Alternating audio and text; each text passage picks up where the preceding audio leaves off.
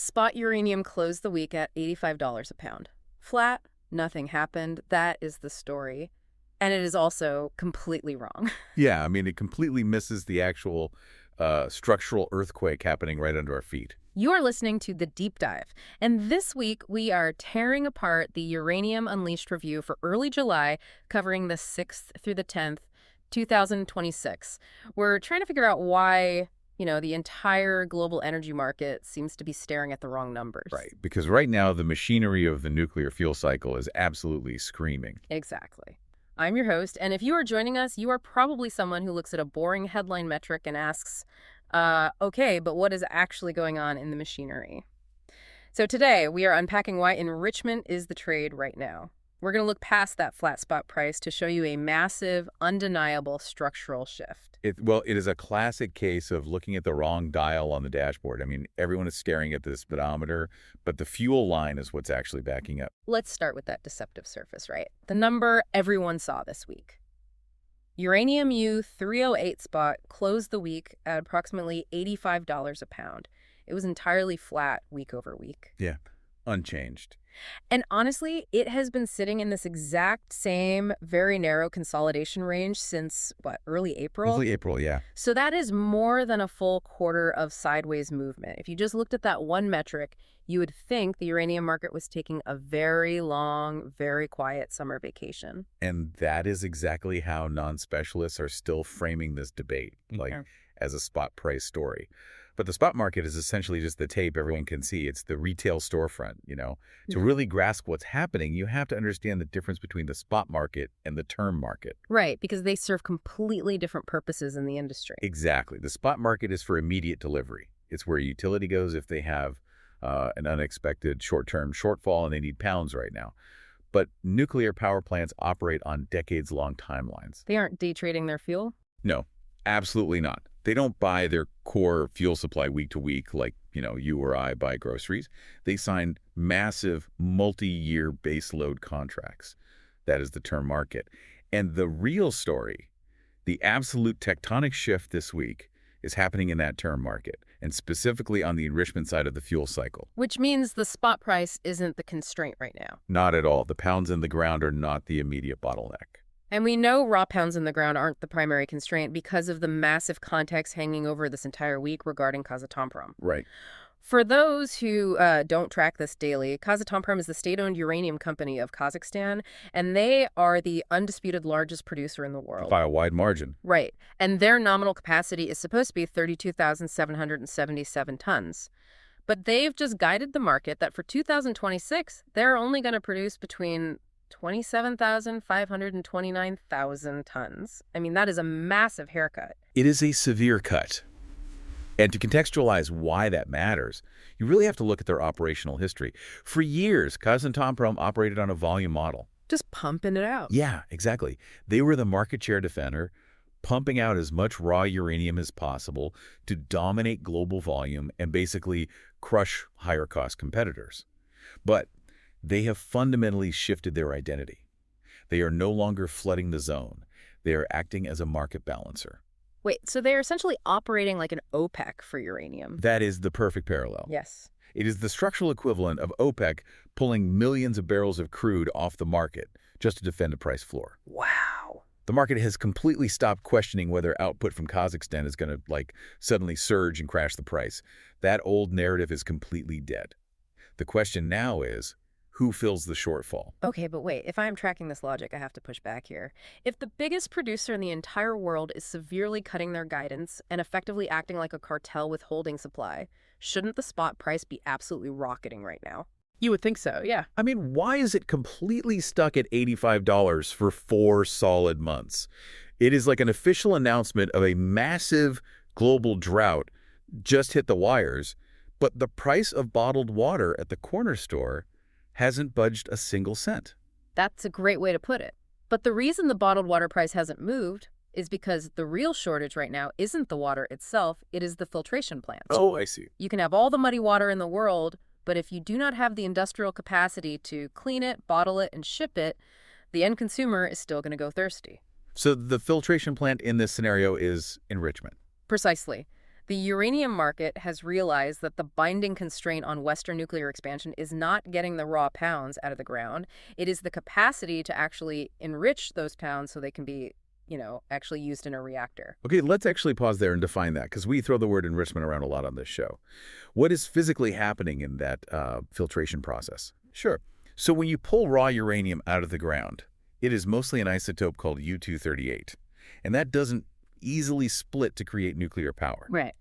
Only a tiny fraction, less than 1%, is U-235, which is the fissile material you actually need to generate heat in a reactor. So you convert the raw uranium into a gas uranium hexafluoride, and you feed it into a massive facility filled with centrifuges. And these centrifuges are like spinning this gas at supersonic speeds, right? Yes, they spin incredibly fast to separate the heavier U-238 from the lighter U-235. And you have to cascade this gas through thousands of centrifuges until you get a higher concentration of the U-235. Okay. The metric the industry uses to measure that effort, the actual physical labor of spinning and separating, is called a separative work unit, or SWU. Okay, let's unpack this. SWU. That is the critical metric. And that explains exactly why the news flow on enrichment this week was so staggering, because we saw three massive developments. Yeah, three huge ones. First, Urenco USA is currently installing 2.1 million SWU of new capacity at their facility in Eunice, New Mexico. Second, Orano's Project Ike, which is proposing a massive 7.5 million SWU per year of capacity, was just accepted by the U.S. Nuclear Regulatory Commission for an accelerated 12-month review. Right, which is huge. And third, we saw a trilateral small modular reactor, or SMR, cooperation agreement announced across Western allies. Three separate stories, but they're all saying the same thing. And this is the most important takeaway of the entire summer. The Western fuel cycle has a thoroughly documented, undeniable gap. Specifically, there is a severe 3 to 4 year gap between 2026 and 2028 where effective demand vastly outpaces non-Russian supply. Whoa. The industry knows this gap exists, the regulators know it, and with that trilateral agreement, the political system is formally acknowledging it, and they're pre-committing capital to downstream fuel cycle infrastructure. But, if everyone knows the gap is there, and they're actively building Urenco and Orano facilities to fix it, isn't the problem essentially solved? No, because of the lag. And this is the critical detail the broader market has not fully priced in yet. Urenco is installing those new cascades in New Mexico right now, yes. But they do not actually produce enrichment output until 2032. Wait, really? 2032? That is 6 years from now. Right. And Orano's Project Ike, Yeah. even if it clears that accelerated NRC review next year, it takes another 5 years just to build the plant.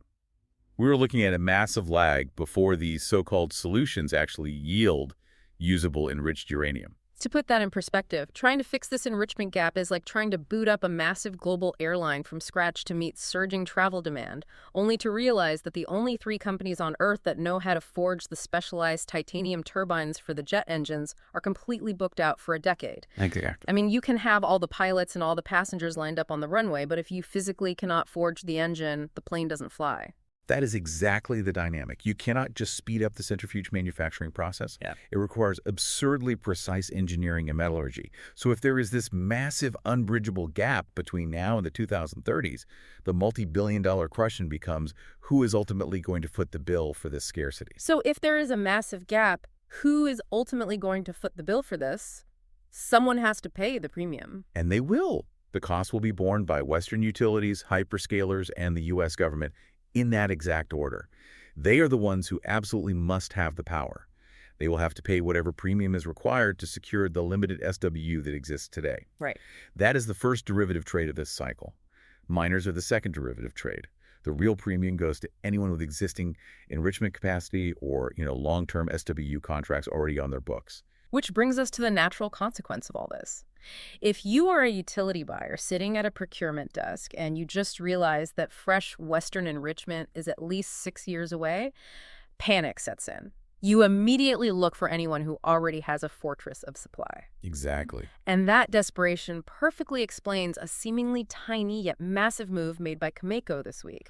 Here's where it gets really interesting. Yeah, this was quietly the most important Western supply-side transaction of the quarter. So on July 2nd, just before this reporting week, Cameco closed a deal to increase its ownership stake in the Cigar Lake uranium mine. Now, they only bumped their ownership by 2.871 percentage points, bringing their total interest to 57.418%.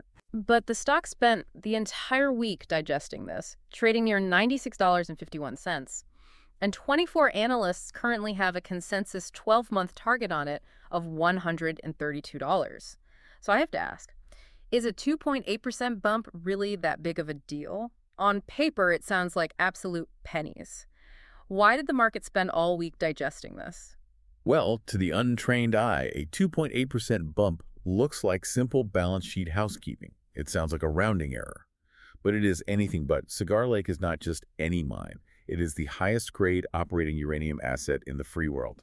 And when we say highest grade, we mean the concentration of uranium in the rock is incredibly high, right? Making it far more efficient and profitable to pull out and process compared to, lower grade dirt elsewhere. Exactly. The margins at Cigar Lake are exceptional. Cameco already controlled a majority of it, but by closing this transaction to consolidate even more share, they are sending a blindingly clear strategic signal. Which is what?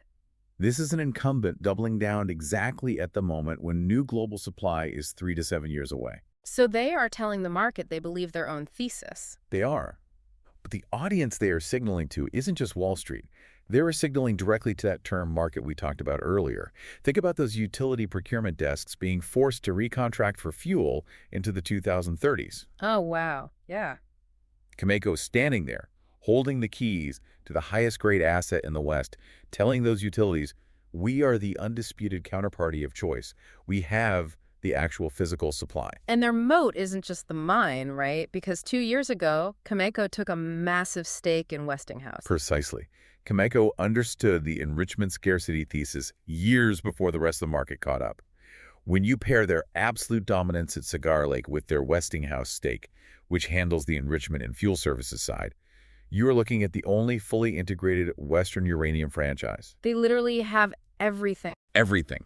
They can mine it, they can process it, and they can enrich it. It is an impenetrable moat.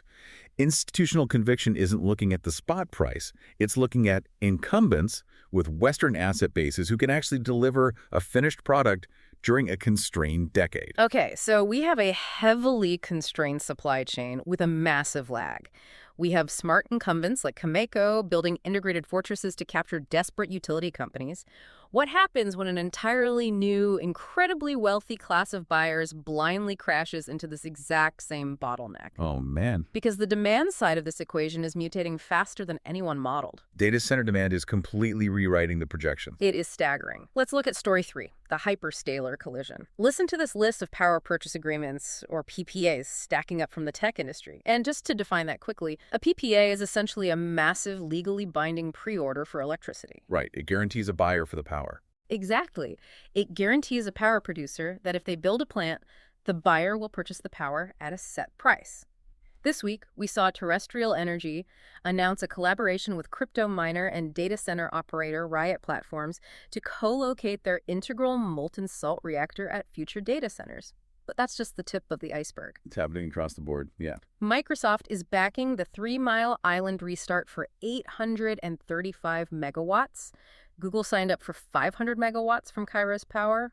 Amazon is investing in X-Energy for up to 12 small modular reactors, and Meta is out there hunting for up to 6.6 gigawatts spread across TerraPower, Oklo, Vistra, and Constellation. It's massive. Oh, and just to prove the regulatory pipeline is actually moving to support this, the NRC staff just formally recommended issuing a construction permit for the Tennessee Valley Authority's BWR X300 SMR down in Tennessee. The scale of that capital deployment is, frankly, difficult to overstate.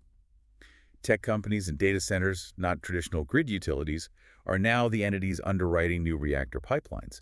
But there is a glaring blind spot in every single one of those hyperscaler announcements. Which is? Every single tech giant is signing these PPAs with an implicit assumption baked in. They assume that nuclear fuel is a magically solved problem. And as we've just spent the last 10 minutes outlining, it absolutely is not. Not even close. We just established that the current SWU trajectory cannot even support the existing grid's transition away from Russian supply without a massive lag. Right. Now you are layering on the most aggressive, capital-rich corporations in human history, all demanding bespoke nuclear power for their AI data centers at the exact same time. And to make matters worse, many of these advanced next-generation reactors, like the ones TerraPower or X-Energy are building, require a very specific type of fuel. HALEU, right. High assay, low enriched uranium. Yes, HEV. If standard reactor fuel is, say, regular unleaded gasoline, HALEU is highly specialized, high-octane racing fuel. Oh, that makes sense. Yeah, it is enriched to a higher percentage of U-235, typically between 5 and 20%, compared to the roughly 5% used in traditional reactors. It allows these new, smaller reactors to run longer and more efficiently without refueling. But let me guess. The infrastructure to enrich and produce this high-octane HALEU fuel in the West is basically non-existent right now. Exactly. Outside of Russia, commercial-scale HLEU production is still in its infancy. So not only is there a bottleneck for standard enrichment, there's a massive bottleneck for this specific advanced fuels these tech companies are banking on. Wow. Data center demand is now the marginal price setter for a 2030s uranium market that literally has not built the physical infrastructure to serve it. It is a profound disconnect. The richest tech giants on Earth are putting in massive pre-orders for the world's most advanced luxury cars, completely oblivious to the fact that there is a global shortage of gasoline refineries.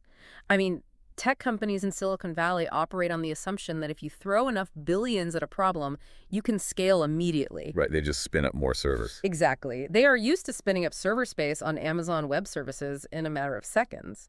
But you cannot code your way out of a metallurgy constraint. You cannot software update a centrifuge facility into existence. It requires concrete, steel, precision engineering, and years of regulatory licensing. They're buying the reactors, but they've not bought the fuel.